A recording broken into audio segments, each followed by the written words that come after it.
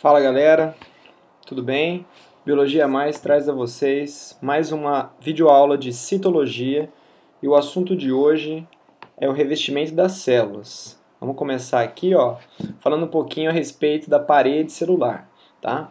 A parede celular, ela é um revestimento que está localizado por fora da membrana plasmática. E nós vamos encontrar a parede celular em diversos tipos de seres vivos, como por exemplo, bactérias, cianobactérias, esses dois organismos são procariontes, os fungos, algas e plantas. Tá?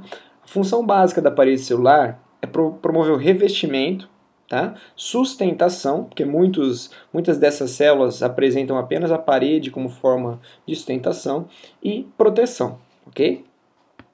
A outra coisa importante a respeito da parede é lembrar da composição, certo? O que vai diferenciar basicamente parede celular de fungos, bactérias e plantas é a sua composição. Lembrando sempre que quitina não é uma proteína, quitina é um polissacarídeo, tá? Não confundir quitina com queratina, queratina que está presente na nossa pele, nas nossas unhas, cabelos, tá? Quitina é um polissacarídeo, queratina é uma proteína, tá? Então nesse caso, quitina vai compor a parede celular dos fungos, beleza? O peptidoglicano, esse nome complicadinho aqui, que junta uma composição de proteínas e açúcares, por isso o nome peptidoglicano, é um polissacarídeo também que está ligado na parede de bactérias e cianobactérias, ou seja, as células procariontes. Tá? E de acordo com o tipo de composição dessa parede, a forma que ela está disposta, nas bactérias principalmente, a gente consegue classificá-las em gram-positiva e gram-negativa, que daqui a pouquinho eu explico no próximo slide.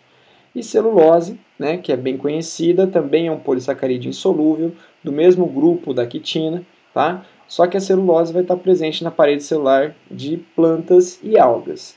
Só que, juntamente com a celulose na parede celular dos vegetais, nós vamos encontrar outros tipos de componentes, como a hemicelulose e pectatos, tá? Voltando aqui no próximo slide, nós vamos observar aqui. O primeiro desenho é um fungo, um esqueminha de um fungo, mostrando, deixa eu pegar a canetinha aqui, tá? Mostrando que na região abaixo do solo, que a gente não consegue visualizar, fica um grupo de células juntinhas chamados de hifas. E essas hifas, o conjunto das hifas é chamado de micélio. Tá? E o que sai da terra, né? O que é visível, geralmente aquilo que a gente chama de cogumelo, é o chamado corpo de frutificação, que acontece quando o fungo se reproduz. Lembrando sempre que esses organismos apresentam a parede celular composta de peptidoglicano. Aqui na parede vegetal, nós temos a celulose, basicamente, uma parede bem espessa, tá? Que apresenta esses furinhos aqui, que eu estou mostrando aqui na seta. Esses furinhos são chamados de plasmodesmos. Os plasmodesmos permitem que, ao mesmo tempo que a célula é rígida, né, a parede, de certa forma, ela é impermeável à água dessa região aqui, onde não tem os plasmodesmos permitem com que a água possa passar de uma célula para outra. Isso é muito importante para a sobrevida da célula. E aqui, aquilo que eu tinha dito, né, que eu ia explicar, a respeito de bactérias gram-negativa e gram-positiva. Qual que é a diferença das duas? Na gram-positiva, nós podemos ver aqui o DNA, ribossomos, e essa camadinha aqui é a membrana plasmática da bactéria, lipoproteica, como toda a membrana plasmática. E aí, por fora da membrana plasmática, tem essa camada vermelhinha aqui, que é a camada de peptidoglicano da parede celular. É uma camada que está em contato direto com o ambiente, certo? Isso é chamada gram-positiva, porque essas bactérias, ao entrar em contato com o corante de gram, elas se coram de roxo, ok?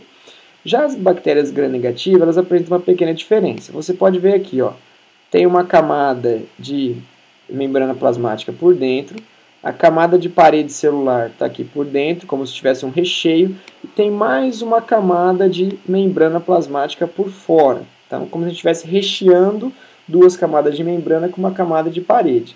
Nesse caso aqui é chamada de bactéria gram-negativa porque ela é mais difícil de ser corada. Quando essa bactéria é exposta ao corante gram, ela fica rosada. e normalmente associa-se às bactérias de maior patogenicidade. Elas são capazes de causar doenças e são mais difíceis de serem contidas pelos antibióticos. Está aí a importância das bactérias gram-positivas e gram-negativas. Passando aqui, nós vamos falar mais um pouquinho a respeito da parede celular dos vegetais. Né? Não que de fungos e bactérias seja menos importante, a gente vai dar foco na aula sobre parede celular dos vegetais. Ela tem uma estrutura rígida que vai proteger as células e sustentar os vegetais. Então, daí a explicação de como uma árvore de 30 metros, por exemplo, que não tem esqueleto como o nosso, consegue ficar em pé, graças à sustentação célula por célula da parede vegetal, tá? Da parede celular.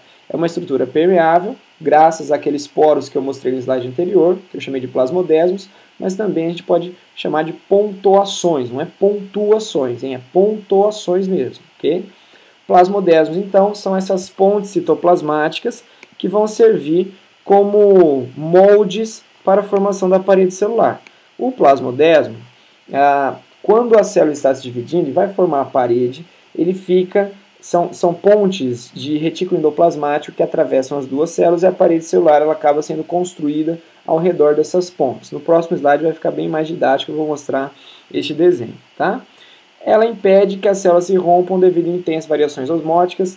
Na aula anterior, na primeira aula aqui, que eu coloquei do Biologia Mais, a gente viu a variação da osmose em células vegetais e animais. Então a gente viu que quando as células são colocadas em um meio hipertônico, elas tendem, hipotônico, elas tendem a encher, a água tende a entrar na célula. Só que aí a célula animal ela vai estourar e a célula vegetal ela tende a permanecer intacta devido à parede celular que impede com que a água entre até romper a célula, certo? Olha só, então aqui a gente vê um esqueminha mostrando uma célula vegetal em divisão celular. Mostrando aqui ó, a parede celular, que está por fora, aqui o núcleo da célula, o complexo de Golgi, que está bem aqui, que vai mandar vesículas que vão se posicionar no centro da célula. Tá?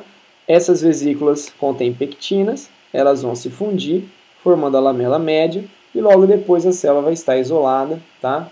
Permitindo com que a parede celular seja formada. Nesse processo, olha só que legal que tem esse slide aqui, ó. Nesse processo, o retículo endoplasmático de uma célula emite prolongamentos como se fossem os canudinhos que atravessam para outra célula. Enquanto isso, a parede celular começa a ser construída ao redor desses prolongamentos de retículo. Então, o buraquinho aqui nós chamamos de plasmodesmos.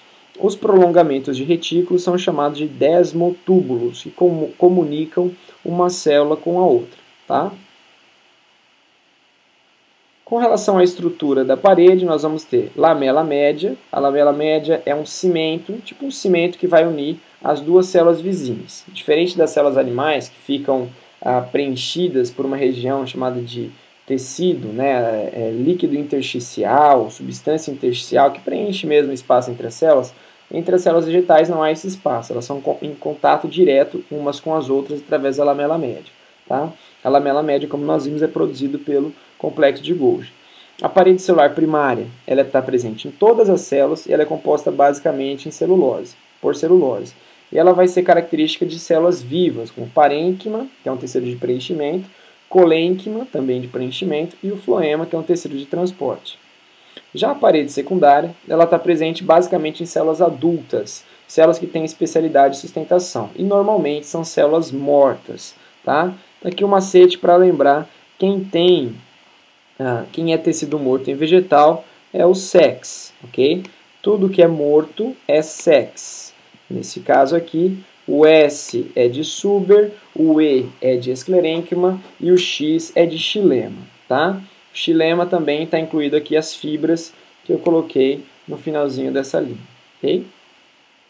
Aqui, ó, esta imagem mostra bem um grupo de células vegetais, são células mais retangulares, elas não são tão arredondadas quanto as células animais, tá? Aqui dá para ver um núcleo da célula, a parede celular, e esses pontinhos verdes aqui ao longo da célula são os cloroplastos. E aqui um esqueminha mostrando, tá? Como é que é a disposição da parede nas células. essa parte pretinha aqui, né, que eu estou mostrando com a seta, é a lamela média. Para dentro da lamela, nós vamos ter aqui, ó, nesse caso, essa região interna já seria onde a célula se encontrava, seria a célula morta, vamos dizer assim. Tá? A partir daí, nós temos a formação da parede secundária. Então, nós tínhamos aqui, ó, a parede, a lamela, a parede primária em branco aqui por fora, e toda essa parte grossa aqui, ó, bem mais espessa, que aqui no slide de cima, né, na figura de cima, está em camadas, vermelha, amarela e vermelha de novo, seria a composição da parede secundária, mostrando que ela é muito mais espessa e muito mais resistente que a parede primária. Okay? O glicocálix já não tem nada a ver com parede celular, tá? Já é outro assunto. O glicocálix também não está presente em vegetais.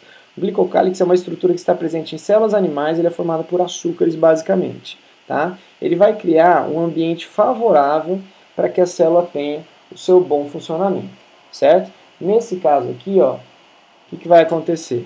Ele é responsável pelo reconhecimento das células. Então, quando o nosso organismo temos diferentes tipos de células, elas acabam se reconhecendo pela presença do glicocálix, né? O nosso corpo acaba reconhecendo invasores pela ausência ou por um glicocálix meio que diferente. Então, olha só, as células de defesa não atacam o nosso próprio corpo com relação ao glicocálix. Então, às vezes, quando tem falha nesse tipo de reconhecimento, a gente pode desenvolver um tipo de doença chamada de autoimune, como por exemplo a diabetes, né, onde as células de defesa acabam atacando as células beta do pâncreas, que produzem insulina, e aí a pessoa desenvolve a diabetes, tá, graças a uma falha ao glicocálix. Faz também com que as células se agrupem em órgãos e tecidos. Então, por exemplo, se a gente pegar uma célula tronco, que é uma célula indiferenciada, e colocar lá no coração, essa célula tronco, reconhecendo os glicocálix ao redor, ela vai acabar se diferenciando em células do miocárdio. Isso vale também para o fígado, vale também para os rins. Tá? E uma das explicações do motivo pelo qual pessoas que têm órgãos transplantados podem sofrer rejeição é porque o órgão que veio de um doador, ele não tem o glicocálix compatível com o da pessoa que está recebendo, o receptor. Então, normalmente, o tecido, o sistema de defesa acaba aqui rejeitando o órgão transplantado. Por isso que é importante sempre tomar cuidado com órgãos transplantados e ter medicamentos fortíssimos para evitar a rejeição. Okay? Então aqui, ó, nós podemos evidenciar nesse desenho a membrana plasmática, o glicocálix aqui. Quando o glicocálix está ligado diretamente nos fosfolipídios, ele é chamado glicolipídio. Tá? Quando ele é ligado diretamente a uma proteína, ele é chamado de glicoproteína. Certo? Então, num aspecto geral, como se essa célula estivesse aqui olhando uma vista em 3D, parece que a célula está toda peludinha, parece que forma uma floresta de glicocálix acima da membrana. Nas células que apresentam parede celular, isso não é possível porque a parede vai ficar bem aqui, né, na frente da membrana plasmática. Ok? Tudo bem, gente? Então, ó, nós vimos agora parede celular, nós falamos basicamente das paredes vegetais e falamos também um pouquinho sobre glicocálix. Agora é a hora de ver um pouquinho sobre a membrana plasmática e a sua composição, certo? A membrana plasmática ela também pode se chamar de plasmalema, tá? Então, sempre tomar cuidado porque na biologia nós temos vários nomes para a mesma estrutura, membrana plasmática ou plasmalema. Ela é uma organela, né, chega a ser uma estrutura celular tão fina, 75 angstroms ou 7,5 nanômetros de espessura. Isso é menor que um vírus. Tá? Então ela é muito, muito fina, só pode ser visualizada ao microscópio eletrônico. Está presente em todas as células, desde bactérias até animais. Tá? Só para relembrar, são 4 componentes que estão presentes em todas as células. A membrana plasmática, o hialoplasma, ribossomos e o material genético. Então, todas as células, qualquer célula, apresenta esses 4 componentes. Separa a célula do ambiente externo, que é essencial para o sucesso da célula. É como se mantivesse o interior da célula ideal, né, com as condições ideais para que ocorram as funções celulares. Se por acaso a célula tiver sua membrana rompida, a célula morre. Tá? Ela não consegue reparar isso aí. E uma das formas também de você induzir a morte celular por umas células chamadas de linfócitos citotóxicos eles perfuram a membrana de algumas células cancerígenas ou células alteradas, e aí elas acabam morrendo por um processo chamado de apoptose. Controla também a entrada e a saída de substância, o que nós chamamos de permeabilidade seletiva. Tomar cuidado também, essa é uma palavrinha muito comum, isso cai bastante nos vestibulares, a tal permeabilidade seletiva, tá? Até grifar aqui, ó. Se estiver anotando aí, anota, coloque em negrito, permeabilidade seletiva, que é muito importante, certo? Então essa aqui, sei que não dá para ver muita coisa, tal, porque é uma microscopia eletrônica, tá? Então é meio difícil mesmo de entender do que está se passando nessa imagem. Mas olha só, vou tentar explicar aqui. Esta região aqui é a membrana plasmática de uma célula. Esta outra região é a membrana plasmática de outra célula. Esse espaço aqui no meio é o espaço entre as duas células. Não é a membrana, tá? Isso aqui não é uma membrana. Isso é uma membrana. Isso é outra... Opa! Deixa eu voltar aqui. Isso é outra membrana. Nesse caso aqui, certo? Tudo bem. Composição. Só relembrando que a membrana plasmática ela é uma bicamada lipoproteica. O que significa isso? Ela é formada por duas camadas que associam os chamados fosfolipídios, que são tipos de lipídios compostos, e de proteínas, que vão ter função chave na função mesmo, na utilização da membrana plasmática.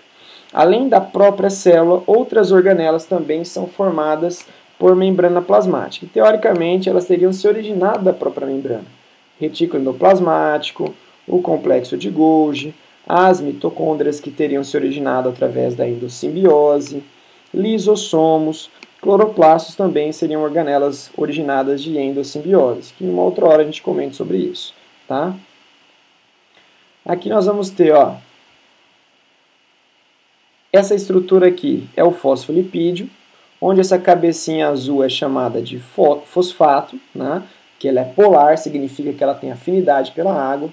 Essas caudas escurinhas são apolares, ou seja, elas têm medo de água. Elas são hidrofóbicas, por isso a água não entra em contato com essas caudas. Como resolver o problema? Como imaginar isso? Por quê? Eu tenho água dentro e tenho água fora da célula. A única posição que os fosfolipídios poderiam assumir é assim, uma bicamada, tá? Sendo que os fosfatos ficam sempre voltados para a água.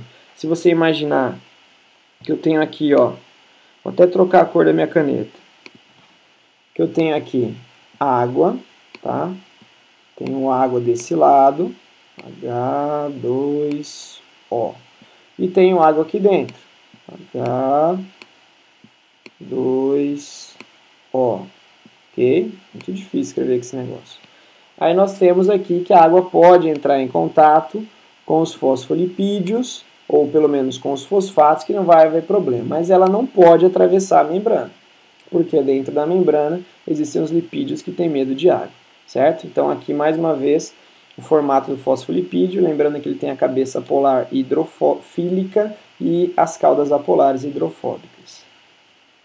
Aqui eu vou mostrar para vocês, tá, figuras de organelas membranosas. Esta aqui é a mitocôndria, mostrando as suas cristas. Por falta de uma, mitocôndria e cloroplastos possuem duas membranas. Uma original, a membrana interna, já estava presente nas células procariontes, que eram ancestrais dessas organelas. E a segunda membrana, que é lisa por fora, provavelmente a membrana do fagossomo, que englobou essas organelas, como se explica pela teoria da endossimbiose. E essa aqui é o retículo endoplasmático, é o complexo de Golgi, que está mostrado aqui, está evidenciado numa microscopia eletrônica, certo? O que é o modelo mosaico fluido? Isso pode cair bastante também no vestibular. O modelo mosaico fluido é um modelo que explica o funcionamento da membrana. Foi elaborado por dois cientistas, Singer e Nicholson, em 1972. Tá? Como é que funciona esse mosaico fluido? A membrana ela não é estática, como a gente vê nas figuras. Imagine que ela tem movimento. Tá? Então as proteínas que ficam inseridas dentro da membrana, elas se movimentam o tempo todo, assim como os fosfolipídios, certo? Dando um dinamismo muito grande para a membrana. Então, vou montar aqui uma historinha e você vai tentar imaginar aí na sua casa como é que seria essa membrana do mosaico fluido. Ó, coloquei aqui bem detalhado para a gente imaginar. Imagine uma piscina repleta de bolas de tênis, e dentre elas inúmeras bolas maiores, como bolas de basquete, flutuando e se movimentando de acordo com o movimento da piscina. Então imagina uma piscina toda coberta de bolas de tênis, tá? E as bolas maiores flutuando. O vento vai batendo na piscina, a água vai se movimentando e você vai percebendo que vai acontecendo um movimento dessas bolinhas na piscina, certo? Neste caso da piscina, as bolas de tênis representam as cabeças polares dos fosfolipídios, ou seja, aquelas cabecinhas arredondadas que têm afinidade pela água. E as bolas de basquete representam as proteínas que sempre se movimentam, ok? Vamos ver como é que vai ficar aqui o desenho. Olha só. Então, nesse caso, é a membrana plasmática, tá? Todo esse roxinho aqui seria a cabecinha dos fosfolipídios, que no meu exemplo eu chamei de bolas de tênis, e essas bolas maiores são as proteínas que podem ficar atravessando uma membrana, tá? Quando a proteína só toca a membrana, como no caso desta aqui, eu vou chamar de proteína periférica, tá? Então, ó, esta aqui é uma proteína periférica, ela só toca a membrana. Agora, quando é assim, ó, ela está inserida na membrana, ela está inserida na membrana, e aqui também, assim também como essa, nós chamamos de proteínas integrais, tá? Inclusive esta aqui, que atravessa a membrana diretamente dos dois lados, nós chamamos de proteína transmembrana. Essa aqui vai ter uma importância muito grande nos transportes que vem por aí, tá? Aqui eu tenho, ó, glicocálix numa proteína, glicoproteína. Glicocálix num lipídio, glicolipídio. Aqui o fosfolipídio, cabeça de fosfato, caudas de lipídio. E aqui nós temos o colesterol. Essas coisinhas verdinhas aqui é o colesterol. Tanta gente fala mal dele, mas ele é essencial para a saúde das membranas plasmáticas, porque ele permite a fluidez da membrana sem provocar um rompimento, evitando que ela se rompa com facilidade. Lembrando que o colesterol é um produto exclusivamente animal, tá? Então, vegetal não tem colesterol. Nas membranas vegetais, o colesterol é substituído pelo fitosterol, ok? Fitosterol, que é um lipídio semelhante ao colesterol, certo? Tipos de proteína da membrana, como eu acabei de dizer, as periféricas ou extrínsecas são aquelas que se projetam fora da membrana, tá? Elas não estão incluídas na membrana, só tocam a camada.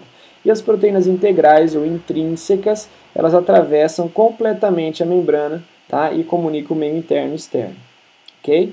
Então, ó, mais uma vez aqui, glicolipídio, glicoproteína, tá? O colesterol aqui, a membrana, a proteína transmembrana, certo? O integral, a proteína periférica e a bicamada de fosfolipídio. Tudo bem? Outros componentes da membrana, oligosacarídeos, o glicocálico, como eu já disse, tá? E o colesterol, também faz parte, vai evitar deformações na membrana. Tudo bem? Aqui, só para terminar, né, mais uma vez, só para ilustrar, glicocálix, proteína, a bicamada de lipídios, tá? E é isso, beleza? Aqui nesse desenho, ó, dá para ver até que tem umas estruturas por dentro do desenho. Isso aqui são as fibras do citoesqueleto que acabam por sustentar a membrana, tá? E dar o formato na célula animal, certo?